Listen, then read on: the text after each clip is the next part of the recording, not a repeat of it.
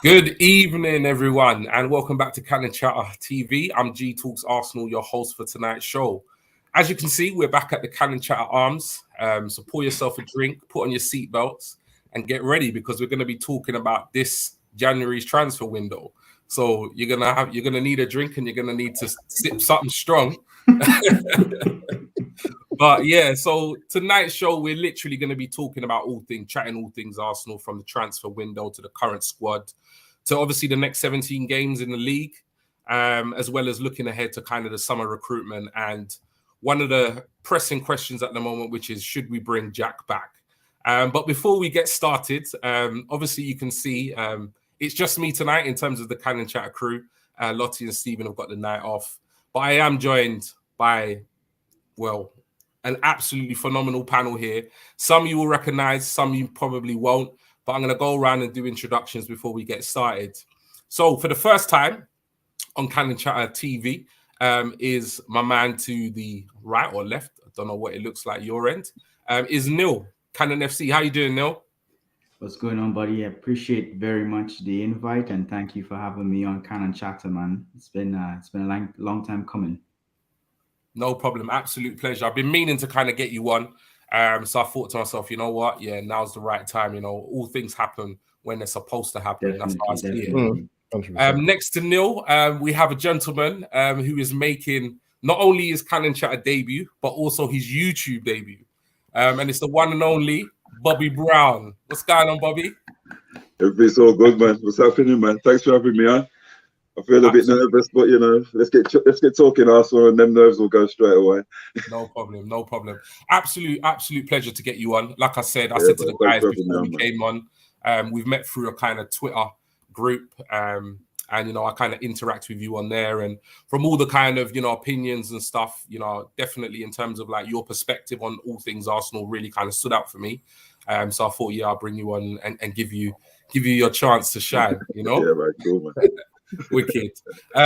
Somebody who needs no introduction in the world of Twitter and the world of YouTube is the man below me right here, the veteran, the legend of the game. Albert, what's going on?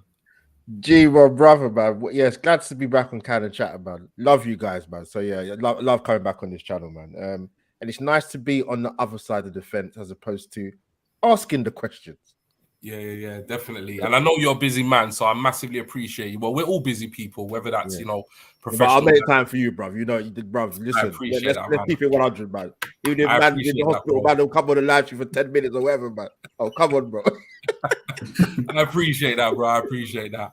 And the gentleman to his right or left, whichever it is on your screen, is somebody that I've spoken to quite a bit on Twitter. You know, we've been DMing each other. He makes his own content and so forth. And I believe it's your Cannon Chatter debut as well. So we've got Jake. We are the Arsenal. How you doing? Yeah, great. Thank you. Thank you for having me on. And like you said, yeah, we've been talking for a while now. So yeah, really grateful to come on the channel. I watch a lot of you guys' stuff, you, Stephen, and Lottie. So it's actually nice to actually come on and talk Arsenal with you for the first time. Wicked. Well, look, you know, without any further ado, we're going to run the intro video and then we're going to get chatting. Arsenal have gone through an entire league campaign without losing. The first time it's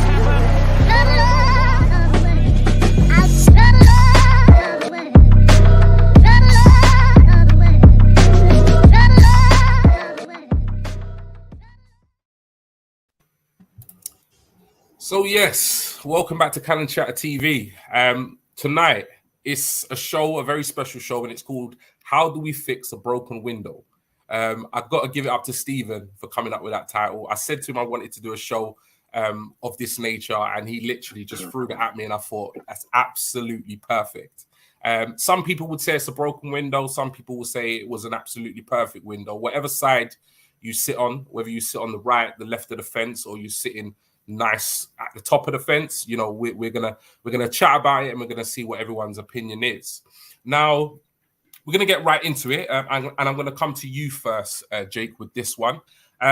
So, obviously, thoughts on the January departures. So, you know, we saw Ainsley, Balogun, Mari, Kolasinac, Chambers, and Aubameyang leave this transfer window. Now, just want to gauge your thoughts. Now, in terms of the question, feel free to talk about the departures, solely the departures. Generally, pick out a particular player or go through them all? It's entirely up to you. The stage is yours, Jake.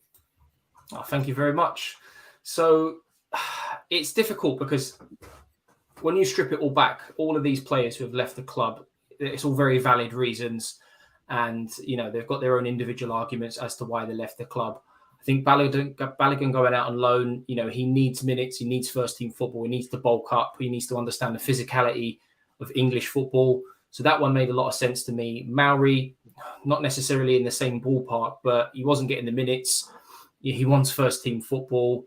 And, what better to do than get him in the shop window between now and the summer, potentially increase his value or tempt someone to maybe come in and splash a few quid on him come the summertime. Kolasinac, he's well overdue, if you ask me. I'm surprised he lasted as long as he did.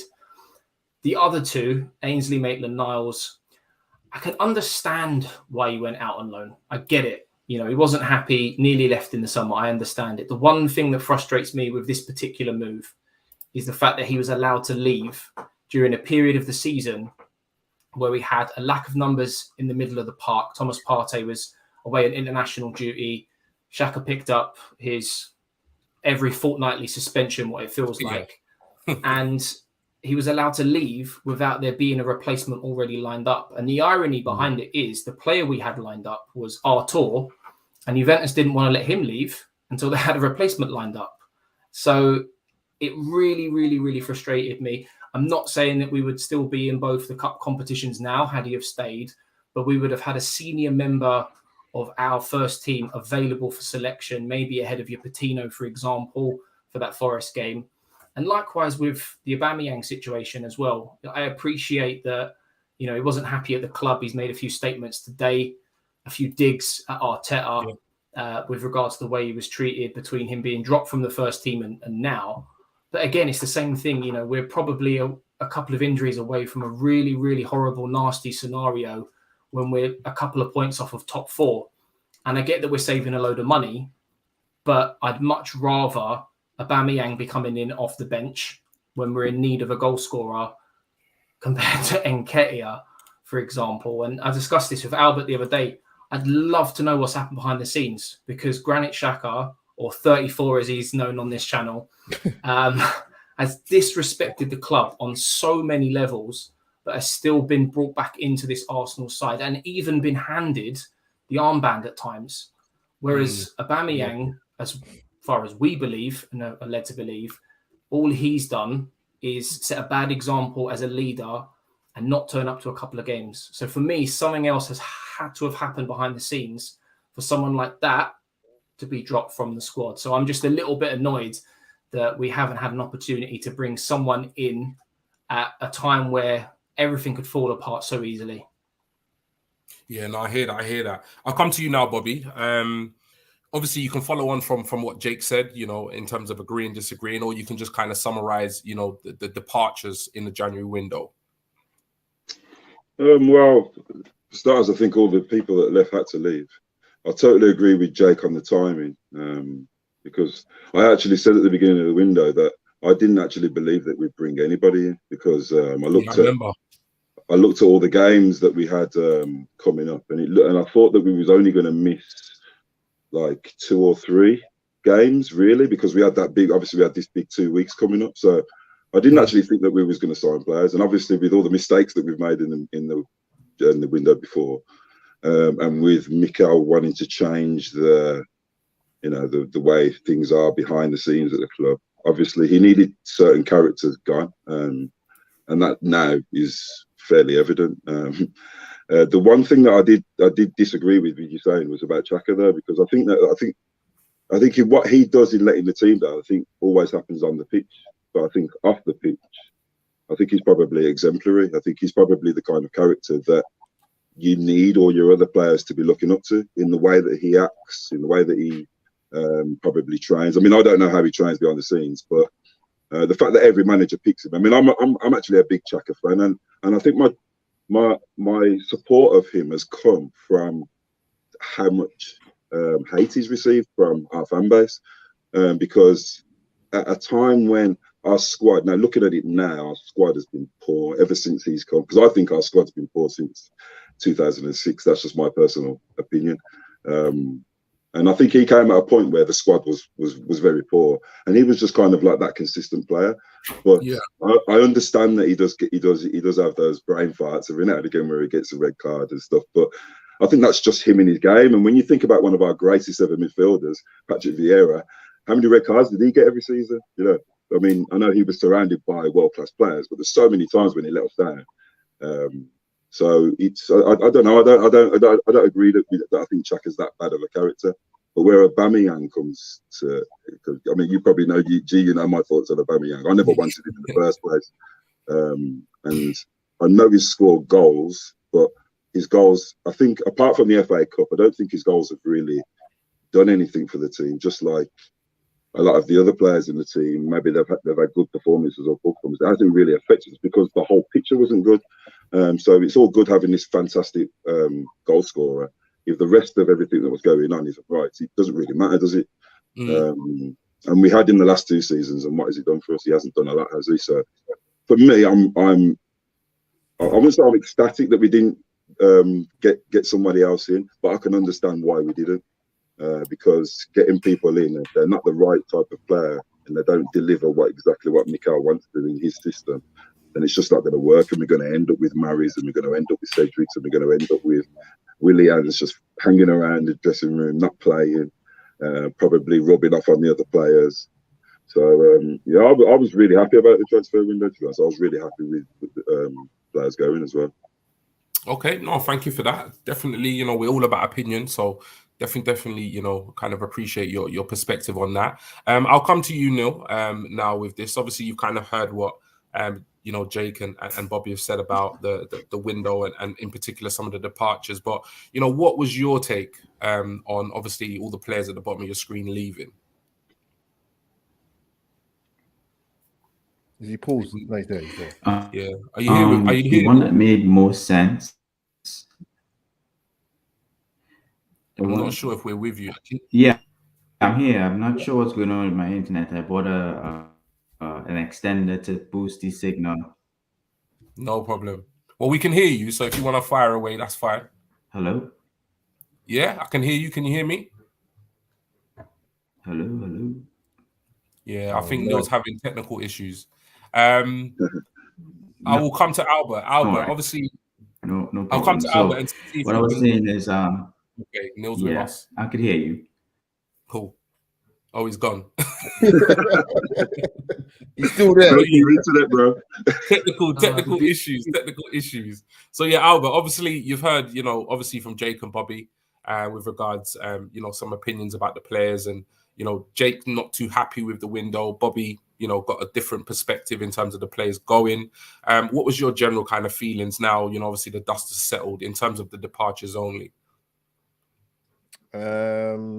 No, I wasn't happy with the window, to be honest with you. I feel like I've been pretty clear about that. In terms of the departures, Maitland-Niles I've never been a big fan of, personally. And I think if you have a player in your team or your squad and the manager's questioning your attitude, I don't see how you have a future at the club. The end of story. The Balogun thing, definitely needs to go on loan. He's got a good manager there in Chris Wilder, who will definitely whip him into shape, because Chris Wilder's a tough Yorkshire, but he don't take no prisoners, man. So Balogun will have a good tutelage there at Middlesbrough. Mari, I'm not too give or take, toss a coin. You know, he's here, not here. Yeah. I wasn't too kind of fussed about that, if I'm being honest with you, and I just think he would have had no game time anyway. So it was best that he was moved on. Kolasinac, G, I spoke to you about this a while ago. When I came on Cannon Chatter. I can't understand how this guy's still here. We've got Albert. I can't understand. Yeah. But now he's eventually gone. And Albert's having... Is it my internet or is it Albert's? Can you hear me? I'm not even sure. Everyone. I can hear you. Yeah. Are you there, Albert? Yeah? Yeah, I'm still here. I'm still here, man. Yeah, I can hear you. Okay. Yeah, he's talking about Clash now. Yeah, Kolasinac. Yeah, that's very easy to talk about. But yeah, he's I couldn't believe at the time he was still at the club. No one wants to take this guy on loan. Arsenal can't move him on. It's madness. But you know what? He's gone. Everyone's turned into accountants now on Twitter. You know, wages and we're saving money, so that's cool. The Chambers one, I've had the same view about this guy for probably the last 3 or 4 years, right? Nothing personal. I actually didn't see it coming in terms of him going to Aston Villa, but you know, he wasn't gonna sign, or he wasn't gonna be offered a contract, whatever the reason was. So it was made sense to move on. And I understand it was under a different regime, but we could have sold this guy to Leicester for 25 million, man. We flat turned it down. I still can't believe it.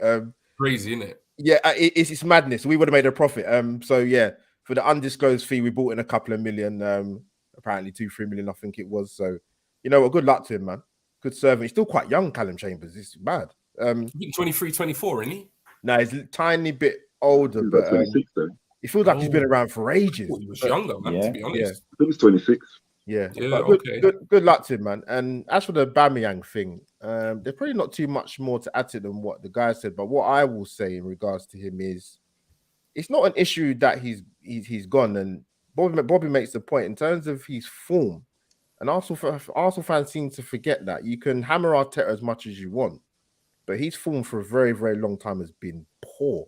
Oh, I've heard Arsenal fans say, "Oh, you got to play him centrally."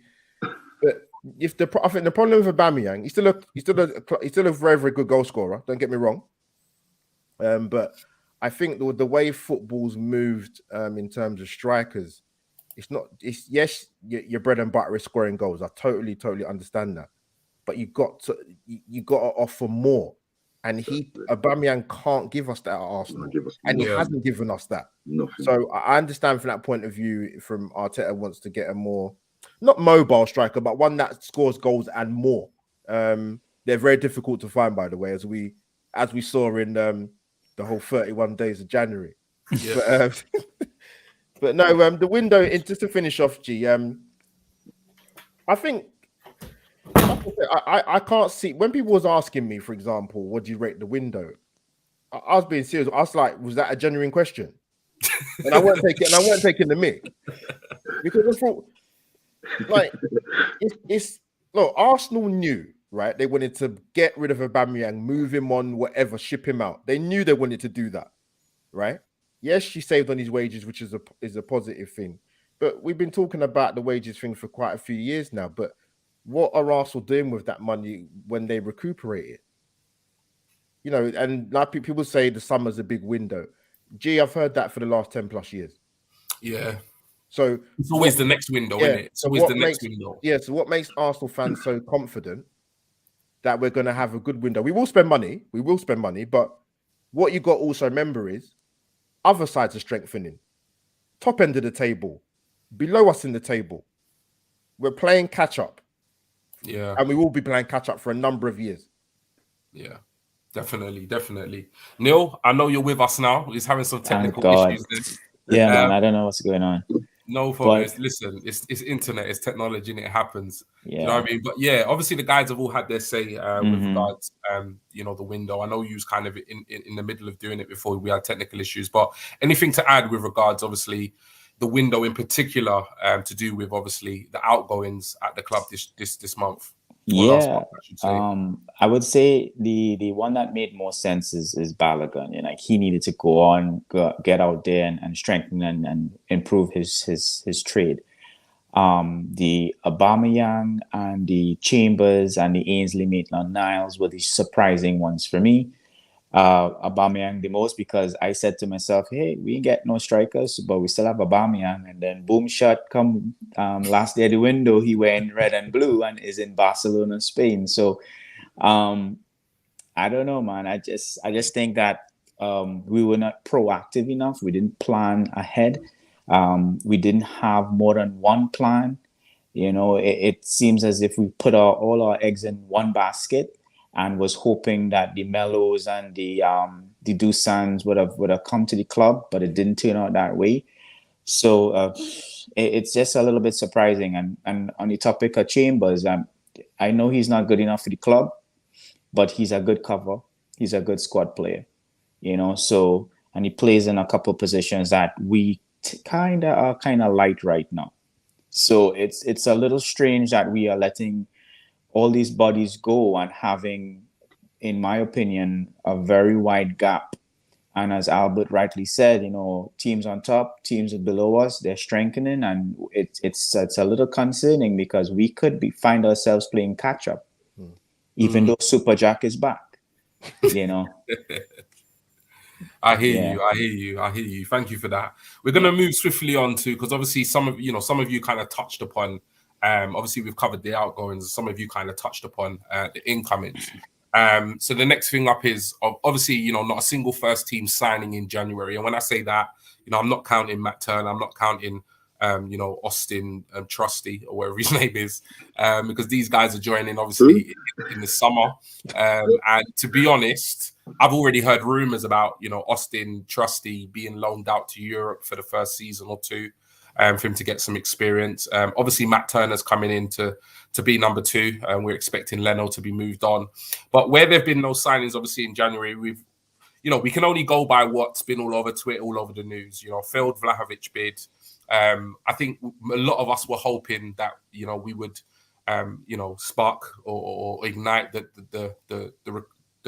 clause in Isak's contract, and obviously no midfielder was signed. So I'll come to you first on this one, Neil. Seeing as you went last in the first question, what did you make of the fact that we didn't sign a single player, and just what was your kind of general opinion about how we went about not bringing anybody in for the next kind of 17 games till the end of the season? Us not being able to bring in the players that we wanted. And Jake, we talked about this on your show. Like when Jake was doing his transfer show, I said that Isak was the most realistic signing that we can go for in terms of a striker. There was too many people circling Dusan. He didn't want to play for the club. Any player that needs to be convinced to play for Arsenal Football Club, we should just carry on with our business and move. Find the player that wants to come here and play for the badge and play with heart. Even when things are against us, the players that have those capabilities, those are the ones that tends to turn things around during the game. Not the high profile Rolls Royce players, not those players. Is the ones that play with heart. So when we didn't get Dusan, I wasn't surprised. I wasn't heartbroken. I was a little bit excited to think that we could probably go for this guy. And it was nice to see the club being ambitious. We also have, but we have to be realistic. And then when we have 2 or 3 days left in the window, then we're trying to go after Isak, where we didn't even try to apparently, pay for the fee to be able to talk to the players. So, I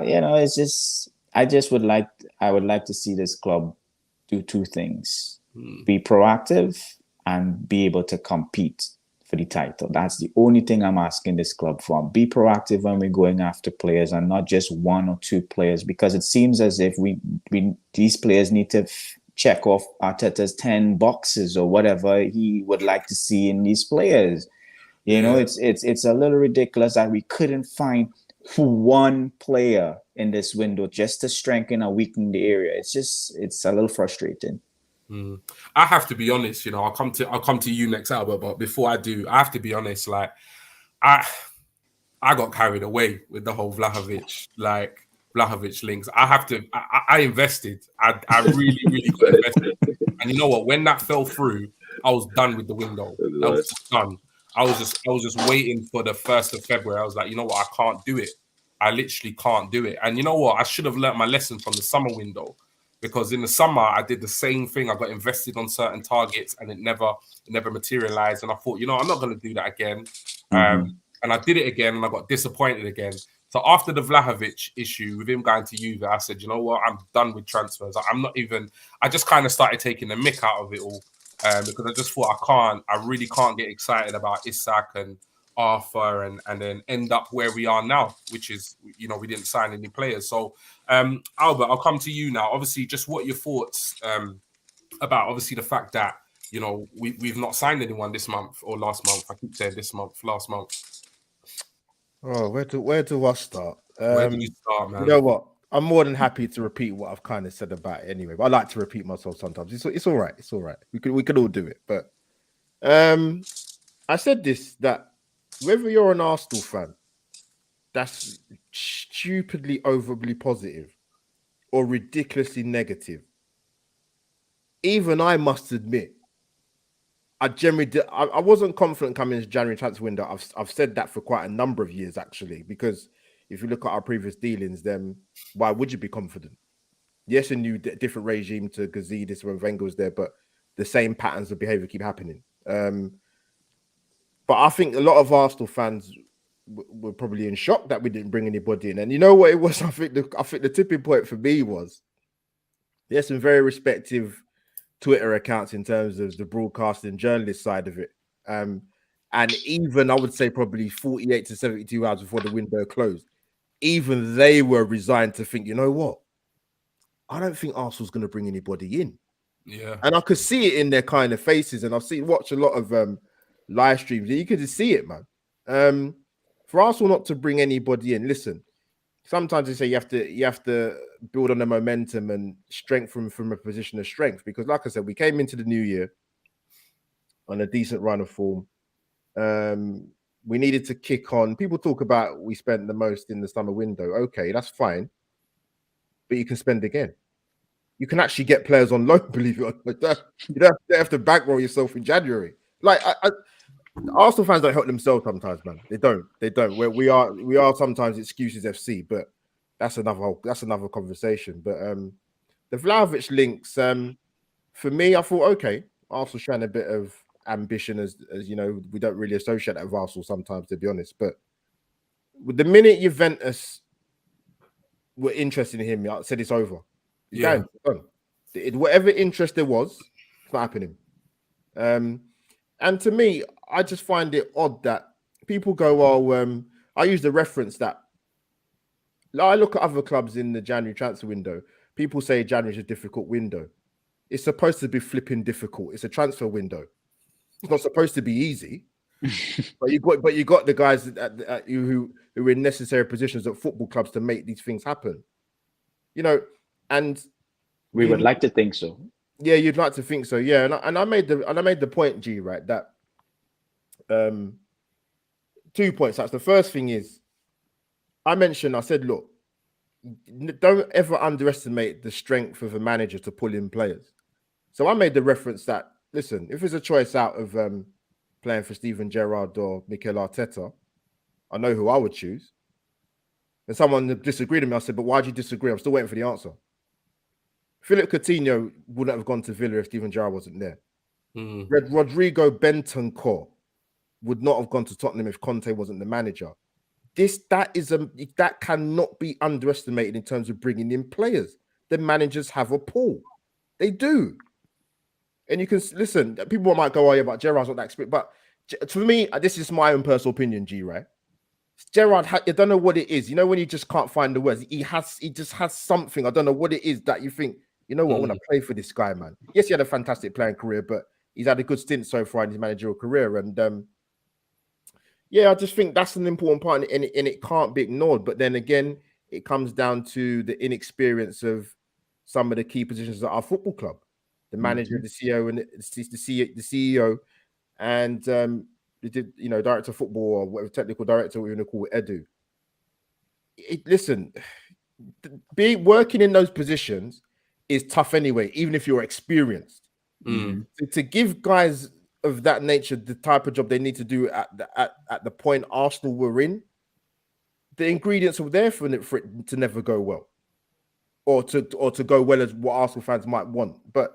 Yeah, I'm not surprised, but I am surprised. And like I said, to finish up, I look at in terms of the league, City and Liverpool strengthen from a position of strength.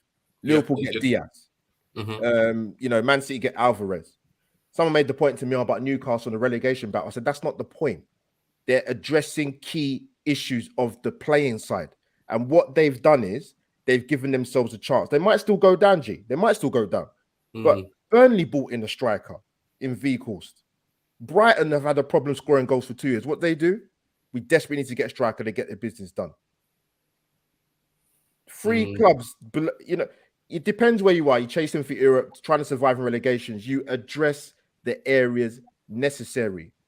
Yes, you want to clear out the deadwood, of course, but come on, man. Like, this is a different, the last couple of years in the Premier League has been different because we've had COVID, there's, you know, and that changed the dynamic of how the Premier League season goes and add injuries on top of that. So it's a very different season. So for Arsenal to not strengthen, of course they've done themselves a disservice in this transfer window. No, I hear you. I have to be honest, you know, I just thought to myself, you know what, like, you know, 2 points off top 4 with a game in hand. And when I even looked at the fixtures, you know, the last 17 games, you know, we've played a lot of the big sides, some of them twice. And I thought to myself, you know, it's not actually a bad run-in. I know 17 games doesn't seem like a run-in, but if you actually look at the fixtures, the vast majority of them look really winnable. And I thought, you know what, I don't think we're going to get a better chance or better shot at top 4. And I really thought they were going to strengthen. At the same time, I can kind of understand them not doing it in terms of if you can't secure top targets, then I can understand why they wouldn't. Because in the past, we've always pulled that trigger right at the end and just bought for buy sake. So I kind of get both sides of the argument. I'll come to you, Bobby, with regards to this, because I know you kind of touched upon the idea that, you know, you was pretty happy with the outgoings and you were pretty, you know, adamant that you didn't think we were going to sign anyone. But generally, I know you said you didn't think we were going to sign anyone, but what are your thoughts now that the window's closed and we actually didn't sign anybody? Well, if you remember in the chat, I was exactly the same as you. As soon as we were linked to Dusan, that was it. I was all in. I followed him on Instagram, Twitter. I was watching all his clips. I was what clubs he played for as a youth. I knew everything about Dusan. You started watching Fiorentina matches. Everything, mate. Everything. I was watching Fiorentina every week. I was like, but that week when he waved, do you remember when he waved to the fans? He was like, we was all phoning each other, saying he's saying goodbye to the fans. He's coming. We was all hyping each other up. Honestly, I was fully invested. So I was like, you know, even though I didn't think we was going to sign anyone when we was linked to do something, I was all in, you know, because I know watching our team over the last, for me, since, I mean, I thought our season started the week after we lost against, was it Chelsea, the third game? But, you know, when we lost the 3 and then they went away for the international break. Yeah. And I actually think since then we've played some of the best football in the Premier League. With the youngest squad, how excited I am now compared to how I've been for the last 10 or so years I'm really optimistic now. So when I saw this window, when I saw the way that we've been playing, I genuinely thought they ain't going to want to try and mess up what they've already got going with the young players. And, you know, they don't like to change a lot of players. It doesn't change a lot of players now, does it, Mikael? He kind of plays the same team all the time. So I didn't see them bringing someone in, apart from them trying to secure a new striker because of Lacazette's contractual situation, and obviously because of what had been going on with Aubameyang. So the Vlahovic thing made sense. So obviously when that didn't happen, obviously, I mean, we've now changed his name from Dusan to Susan. Because we can't stand him now, you know, in our group chat. So yes, but since that went, I've kind of been like trying to analyze where we were at. And for me, I think, I know a lot of people play it down. I think that we had one of the best transfer windows last summer because we brought in a whole new back 5 pretty much that have been outstanding this season. No one can really say that any of them have been bad. Yeah, they've had a few moments in games, but generally across the first half of the season, they've been really consistent. And then you got to think about the midfield, which hasn't been that consistent because Xhaka was injured. We was waiting for Partey to get up to speed. So, you know, but when they did, and when they both clicked, when Xhaka come back into the team and Partey got up to speed, wow, was there a better midfield in the Premier League? We saw it against Man City, didn't we? When pretty much we should have won that game. Referees was the reason why we done VAR and a bit of a few rash decisions from our young team, you know, at vital times, probably cost us the game. But I've seen enough. I even saw enough last season when we finished 8th from Mikel that I thought, yeah, we'll be okay. You know, we've got a really good manager here, and the front four. I mean, Odegaard. I think everyone's playing them down. Odegaard, Martinelli, Saka, and Smith Rowe. When they get up to speed, when they get more experience, when they play even more, which they're what they're doing now, they're going to be even better. They're going to be frightening for this next 6 months of the season. The next season they're going to be even better. But this is going to coincide as other teams are getting weaker. The only teams really that are going to be able to buy their way out of trouble is Man City and Chelsea. We all know that. Liverpool don't like to spend money, even though they've just gone and spent money on Nunes. They didn't strengthen after they won the league, and that's the reason why they were so far behind Man City last year. Leicester, West Ham, we all know that they're going to get picked off. Their best players are going to get signed by the top teams, so they've had their little run. Arsenal, we've got class, we've got heritage, we've got prestige. Mikel knows that. He knows that players are still attracted by Arsenal. Obviously, if Dusan wanted to go to Juventus, where you know Chiesa was, where the other boy that left Fiorentina, he's got friends there. You know, Serbians like to stay in Italy. You know, I wasn't surprised that he wanted to go there.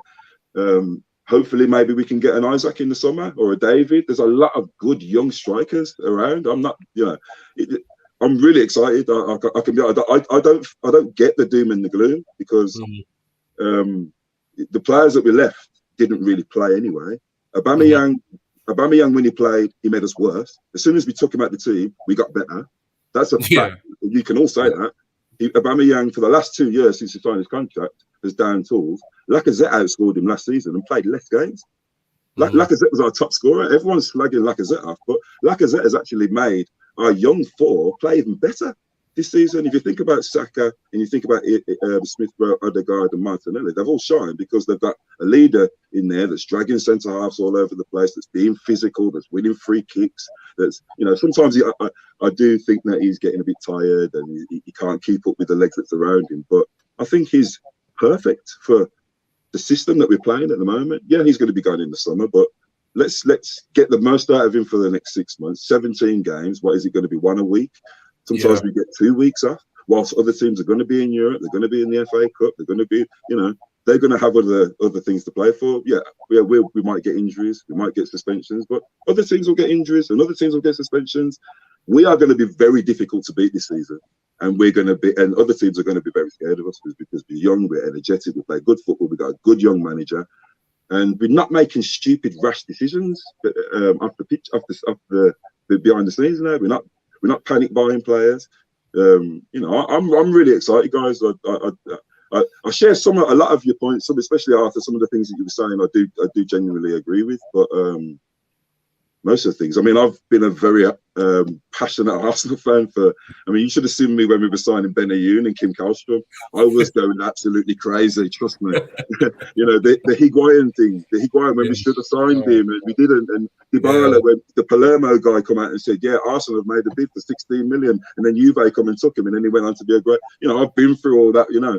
And I think Edu and Arteta, even though they don't look like they know what they're doing, I think they do know what they're doing, and I think they're just learning from the mistakes that the regimes before and other clubs. Because you can't forget whether I know people like to call Mikel a rookie manager, but he's been a part of one of the best clubs for the last 3 years. He's seen how elite players, managers, clubs run, so he knows what he wants, and I can see what he wants. By the way, he's just getting rid of certain players, not even turning, you know. Every time he was getting interviewed about Aubameyang, well, Aubameyang's not going to be in the squad this week. He just said the same thing every week. Yeah, he was not giving anything away at all. He's just concentrating on what he's doing, and I love that about him. You know, so I'm really excited, guys. Really, really, really excited, man. And I can't wait till we finish. Hopefully, I'm tipping us to finish third because I think Chelsea are having a massive wobble. People aren't seeing that. They're having a massive wobble. The only two consistent teams I can see is Man City and Liverpool. And even Liverpool, they're shaky. They've been shaky this season. So, you know, who knows? We'll see what happens. We definitely will see what happens. Only 17 games to go. And lastly, on this topic, I'll come to you, Jake. Obviously, a lot's been said by the guys with regards to the January, the lack of signings. Yeah. But what did you make of it all? The Vlahovic links. Not sparking the Isak clause and generally not bringing in a midfielder when I think we desperately needed one. Yeah, don't get me wrong. There were some positives to take from the January transfer window. The biggest one for me was, as Neil said, and I've spoken to Neil about this previously, was the ambition that the club showed in going for a player like Vlahovic. And I'd like to think that Arsenal will continue that in the summer, but we'll address that later because we've got, as everyone has said, 17 games to play before then. Vlahovic, for me, if you look at the top strikers in Europe at the moment, under the age of 23, the only two better players in Europe at scoring goals in that age bracket at the moment are probably Haaland and Mbappe. So for Arsenal to even be in that conversation, whereas in previous seasons, we weren't even looking to negotiate with these types of players. It was your Real Madrids, your Barcelonas, your Juventuses, as they have done in this case as well. So for Arsenal to even be in that conversation, for me, is a real big positive. Some of the things that I didn't like was, I get what some of the points are being made with regards to, the first 11 pick in itself. And I agree. It's a really exciting side. The game against Man City is the best football I've seen Arsenal play for many years. My problem is that teams will get injuries. Teams will get suspensions. We don't have that quality in depth so that when that happens, or if you get 2 or 3 injuries or suspensions all at the same time, all of a sudden we're in a really bad situation. And I didn't like the fact that Arsenal, or at least it seemed like we didn't plan, knowing that someone like Thomas Partey was going to AFCON, for example. That was a bit of a concern for me. The one thing I did like, though, is that when Thomas Partey came back from AFCON, Arsenal immediately switched their focus in not looking for a midfield player. Dusan didn't work out. We went back on that hunt for a striker. So really like that.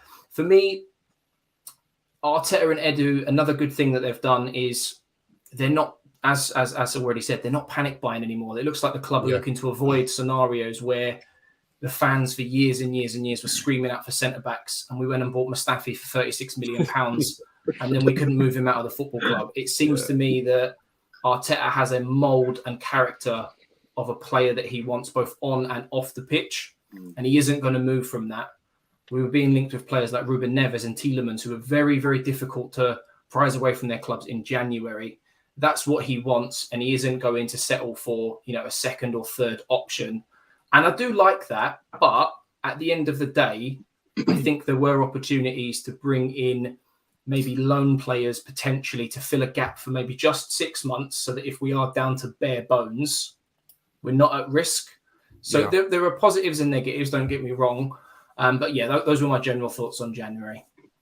No problem. Thank you. It's really good because there's a variety of opinion in terms of particularly even with the outgoings as well as the lack of incomings, and that's something that I've seen particularly since the kind of dust has settled. I think there would, we were speaking about it off air. Twitter and social media has just been massively eye-opening. Don't get me wrong. I said I was invested in the whole, Susan Vlahovic, potential bid and him coming in. But at the same time, as annoyed as I was not literally going to have a mental breakdown on Twitter. I just wasn't going to allow myself to tweet any of that stuff out. But yeah, it was crazy. Like Twitter was a crazy place in the last week, particularly of the window. But it is interesting now the dust has settled, how, kind of people's opinions and people's perspectives, because what I'm seeing at first it was more to do with, it was a terrible window. What have we done? We've blown top 4, etc., etc. And now I'm seeing more of a kind of balanced argument in terms of some people saying, well, you know what? We go with what we got. It wasn't the greatest, but we still think, we kind of, nip top 4, etc., etc.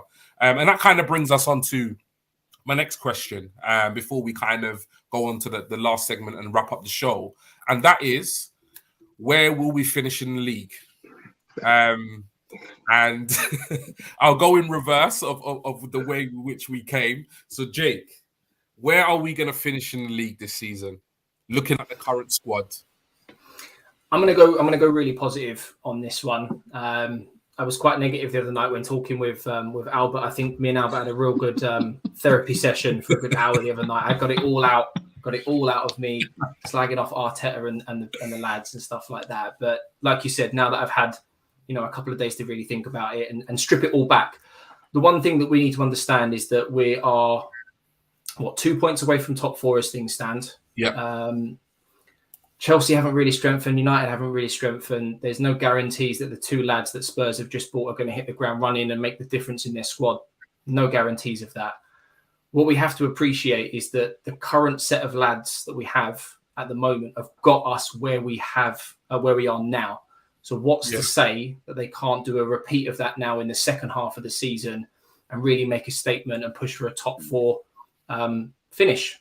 So as long as we can keep our players fit and away from the referee's red card book, then I'm going to go super optimistic and say that we'll finish 4th. And that's all I'm going to say on the matter. Cool. Bobby, over to you.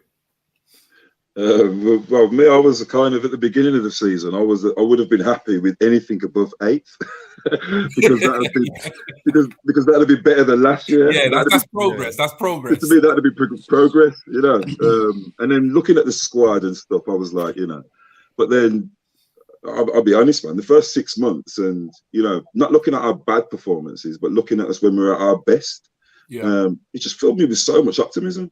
And I think as well, I've been a very miserable Arsenal fan for my whole 30s. From after the Invincible era ended, I was very, very miserable. Always attacking the club, always angry, always pissed off, always turning the games off. And for the last few years, I've kind of turned that around because it's not good for my heart. I'm getting older.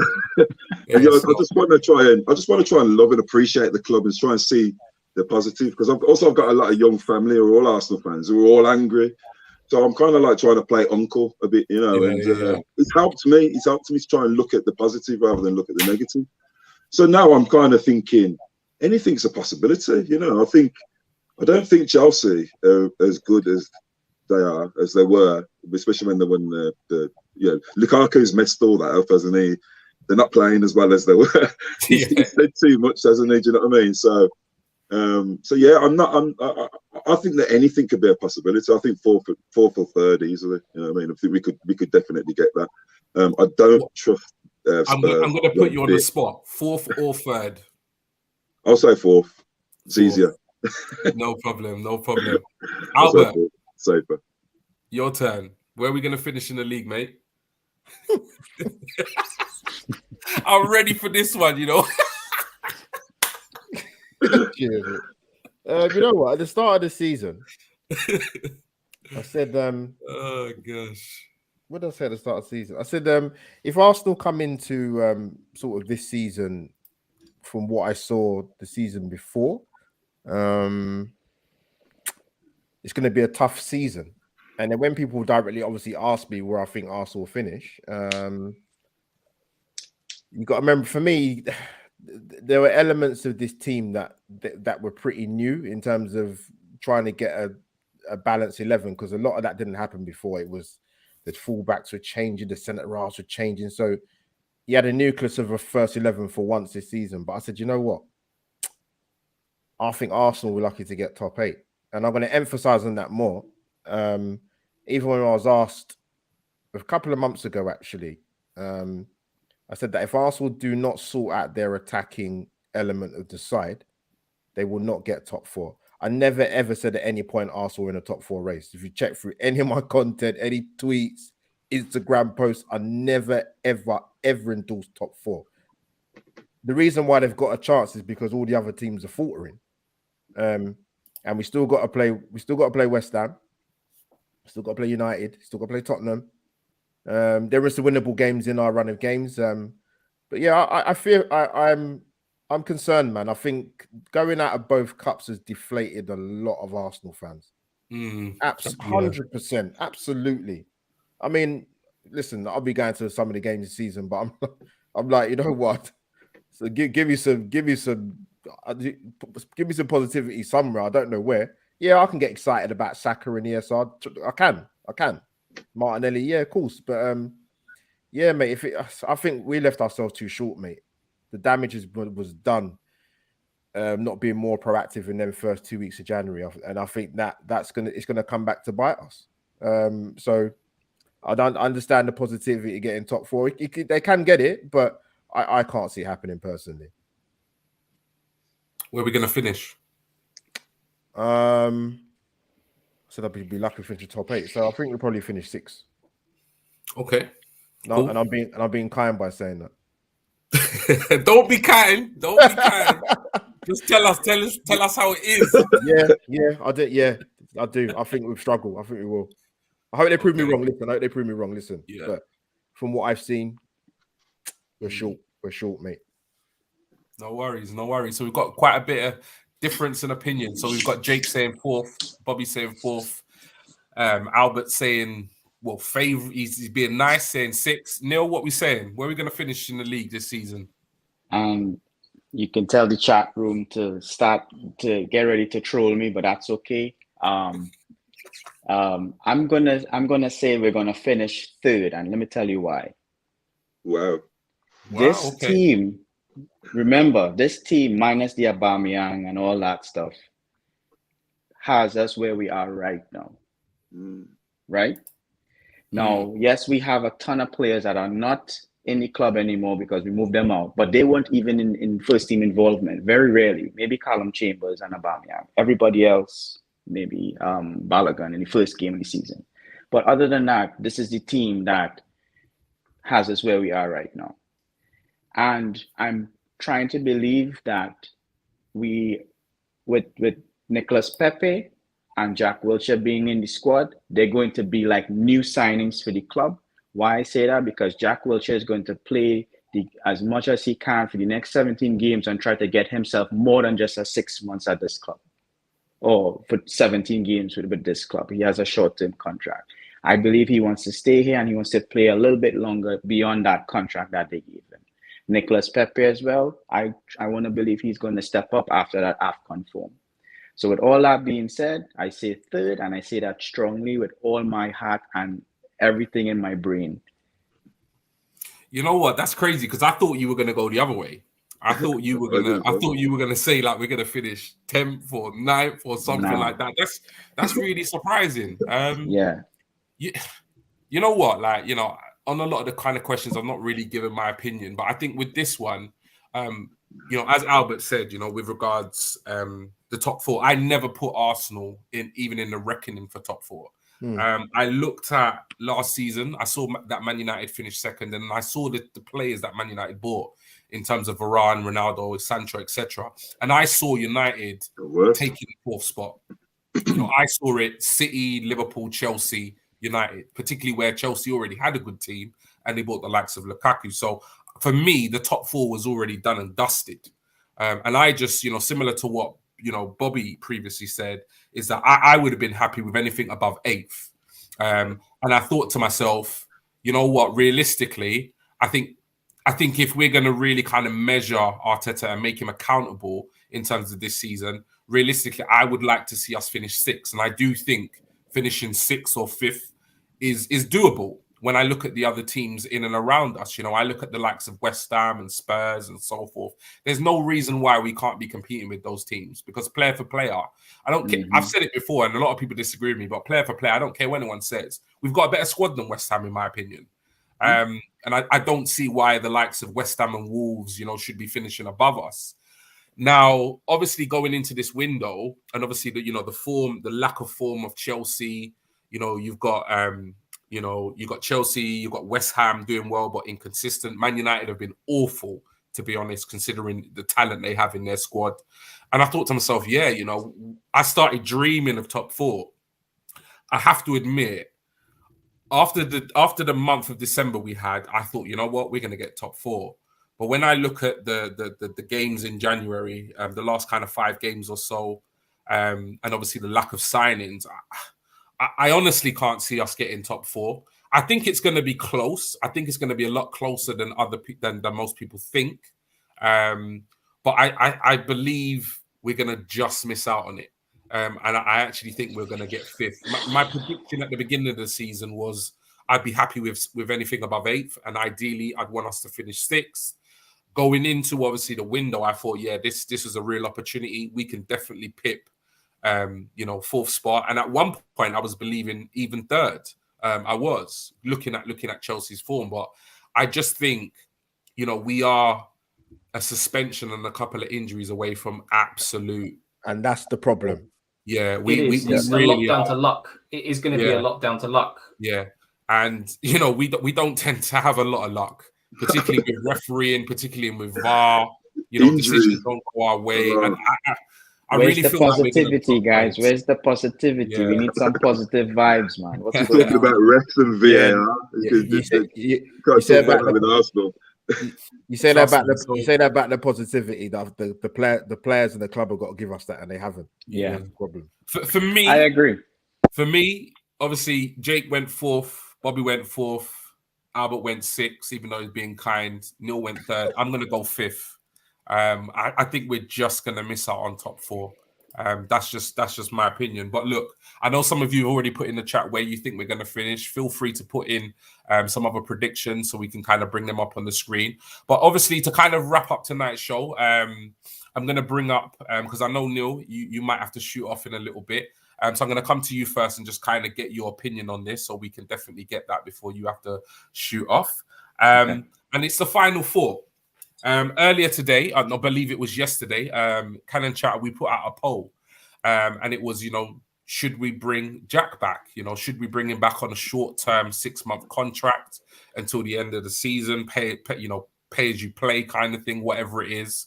And to be honest, I was quite surprised by the result. We put a poll out. I think 467 people voted, and 76% of fans are in favor of us offering him a short-term deal between now and the end of the season. So, Neil, I think you kind of already touched upon it, but I'm guessing you want to bring Jack back. Hell yeah, bro. Hell yes. And listen, Jack Wilshere is 29 years old, has a ton of experience. He may not be up to speed, but he could share that experience with those young boys, and that's what we need.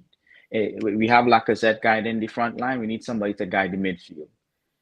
With the likes of Odegaard and Smith Rowe, those guys need guidance. And Jack Wilshere was a pretty phenomenal player. We had Bayern Munich was in for him at one point in time, if I recall correctly. It's just injuries that killed him. Yeah. So hopefully, while the little time that he has a good stint, and he's able to propel this team into 3rd. You heard it here first on Canon Chatter. Okay, so bring Jack back and get us 3rd spot. Albert, definitely. I'm coming straight to you on this one now. He's already laughing. Yes, what are you saying? Bring Jack back, yeah? Absolutely no. I'll tell you why. Because you guys are on social media. And you see with a lot of the Arsenal fan base, not all of them, some of them, there's too much sentiment towards a lot of situations and players. Bring back Ramsey, bring back Wilshere, bring back Wenger to the board. Like it's and the Rams and the Jack Wilshere thing. Yes, having ran the club and the experience thing. I take Neil's point, but no, not to bring him back in terms of playing. No, definitely not. No problem. So yeah, massive contrast in opinion there between Neil and Albert. Neil, still love you, bro. Still love you, Neil, bro. Yeah, what are you telling me? Bring back Jack, yeah? Look, me and Neil do agree on quite a lot. That's why we get on so much, and that's why he's always on the channel and stuff. But I'm gonna have to agree with Albert on this one, I'm afraid. Sorry to let you down, Neil, on this occasion, but I'm gonna have to agree with Albert. Look, I love Jack Wilshere. I loved it. When he first broke through into the Arsenal team, what he was all about. Ruined by injuries, left the club when he shouldn't have, according to himself in the interview he done. Yeah. But at the end of the day, he hasn't played football for how long now? And he wasn't cutting the mustard when he was, playing down in the Championship. Yeah. And with all due respect, with the physicality and the pace of the Premier League, it's progressed even more since the last time he played in it. And it's going to take him a couple of months to get up to speed if he was to stay fit. So for me, it's even on a pay as you play, you know, even if it was a pay as you play, you know, four man get injured, like he's the only man there like left, you know, that would have to be the only scenario where he gets a game for Arsenal for me. But nah, it's a no for me. Pay as you play, like pay as you play, he wouldn't even get paid because he's never fit in. That's what I mean. He's doing it now, anyways. I will be broke. Guys, I gotta fall off there. No problem, Neil. Listen, appreciate it. Thank you so man. much. Thank you for joining us. Neil, Everybody, respect. Take care, Neil, man. Bye, Yeah, man. Thank bro. you. Bye. Come to you lastly, Bobby, on this one. Are you in Neil's camp, bringing back, or are you siding with Jake and Albert? Definitely and saying, not. Hell no. I mean, definitely not. I mean, funnily enough, I would have brought back Rambo if the Arthur thing didn't work, because I loved Rambo. I as a player, clutch moment. He was brilliant. I just really liked him when he was, you know, in that era. He was probably the only little shining light, wasn't he? Him and Ozil and a few others. But Jack Wilshere now, definitely 100% now. I like that he's back with the club and he's, you know, we've got like an older head there that's, you know, knows what it means to be Arsenal and hates Spurs and all that kind of thing. But I always said the best thing that he did in an Arsenal shirt was the Norwich goal and the Spurs chant. Yes. The Spurs chant after the FA Cup win. You can't remember anything else he did. He was great. Man of the match performance against Barca, but we lost that game. You know, it's like there's certain sentimental things that you just don't do. Like, build Wenger a statue, but bring Jack Wilshere back. No problem. Well said. Thank you so much for that. But yeah, that pretty much kind of wraps up the show. It's been entertaining, man. It's been brilliant actually getting all you lot's opinions and so forth. I've really enjoyed it.